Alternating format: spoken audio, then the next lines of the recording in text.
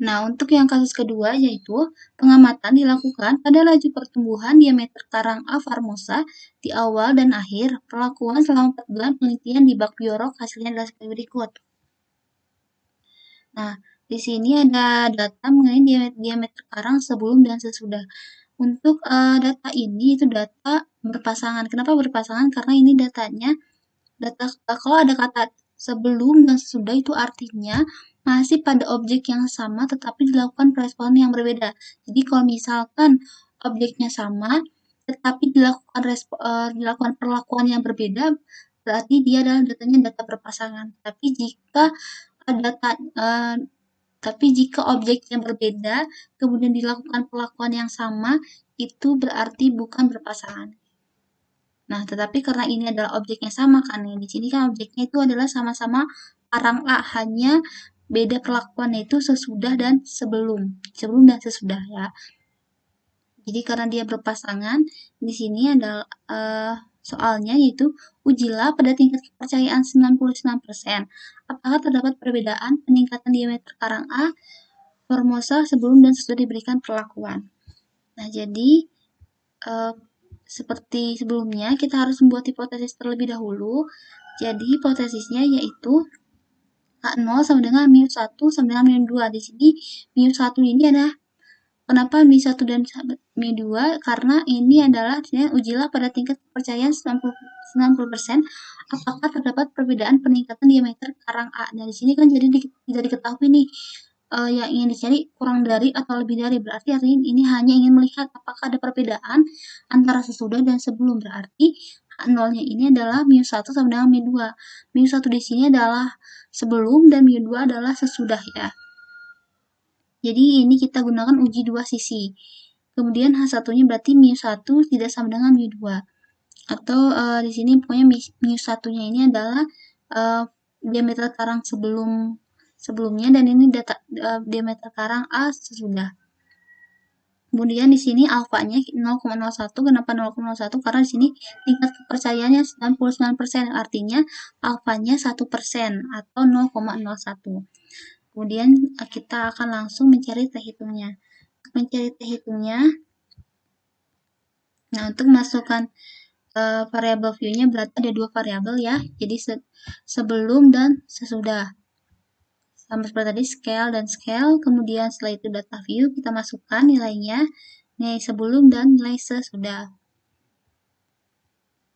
Kemudian setelah diinputkan kita ke analyze, kemudian compare mean. Nah, karena ini data berpasangan, kita pilihnya paired sample t-test ya. Jadi kita pilihnya paired sample t-test karena dia berpasangan. Nah, ntar saya akan reset dulu. Nah, kalau sudah seperti ini, di blok duanya nih kita blok, kemudian kita pindahkan ke paired variable. Nah, seperti ini ya. Jadi variabel satunya adalah sebelum dan variabel kedua adalah sesudah. Kemudian kita option. Nah, di sini kan confidence intervalnya masih 95%. Sedangkan di soal 99% ini kita ubah ke 99%. Kemudian continue. Setelah itu oke.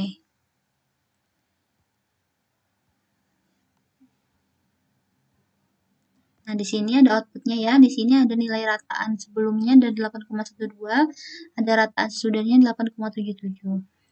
Nah, di sini kita lihat per sampel testnya. Nilai T hitungnya adalah minus 6,461. Berarti nilai T hitungnya minus 6,461.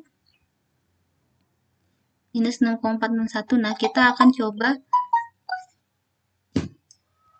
akan buat nih wilayah kritisnya ya. Nah, untuk wilayah kritisnya karena dia uji sisi kanan, berarti ada dua ya. Jadi bagian tolak K0-nya ini ada yang ini dan ada yang ini.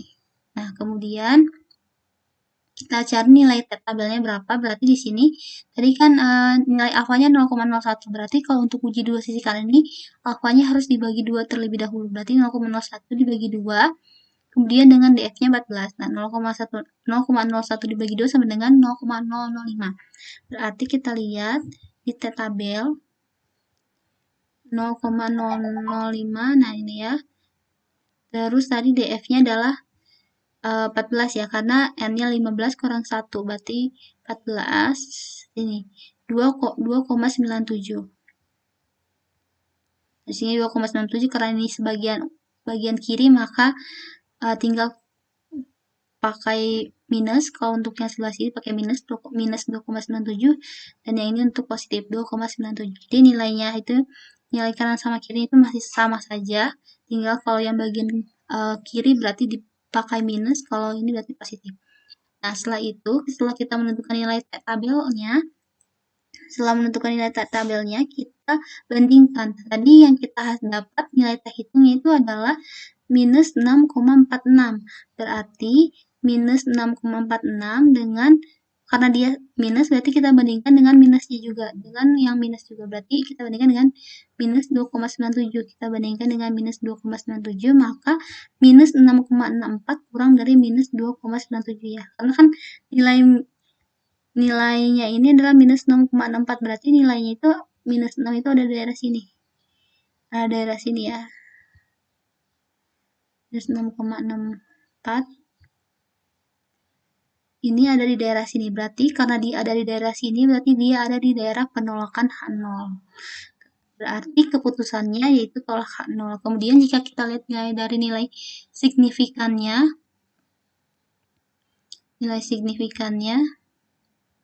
ini nilai signifikannya yaitu 0,000. Berarti kalau kita bandingkan 0,000 ini, kita bandingkan dengan nilai 0,005, dia lebih kecil ya. Nah, berarti yang signifikannya kalau hipotesis dua arah, karena signifikannya lebih kecil dari nilai alfa bagi 2-nya, maka dia tolak H0. Berarti keputusannya atau langkah yang kita telah coba, berarti dua-duanya sudah benar, yaitu tolak H0 ya. Keputusannya tolak H0, karena dia tolak H0 artinya dia menerima H1, berarti terdapat perbedaan peningkatan diameter karang A. Jadi untuk kesimpulannya yaitu kita ambil adalah terima H1, yaitu terdapat perbedaan peningkatan diameter karang A. Berarti ya, jadi untuk pengambilan keputusannya jangan sampai salah ya. Jadi yang kita bandingkan nilai hitung kita dibandingkan dengan nilai tabelnya ya. Kemudian yang ini signifikannya dengan nilai alfanya. Nah, ini harusnya, ya ini benar ya, karena alfanya alfa bagi 2 berarti 0,05. Nah ini karena 0,0 kurang dari 0,05. Karena di sini kan uji dua sisi ini alfanya harus dibagi 2. Oke, jadi untuk kasus yang kedua ini kesimpulannya yaitu terdapat perbedaan peningkatan diameter karang A.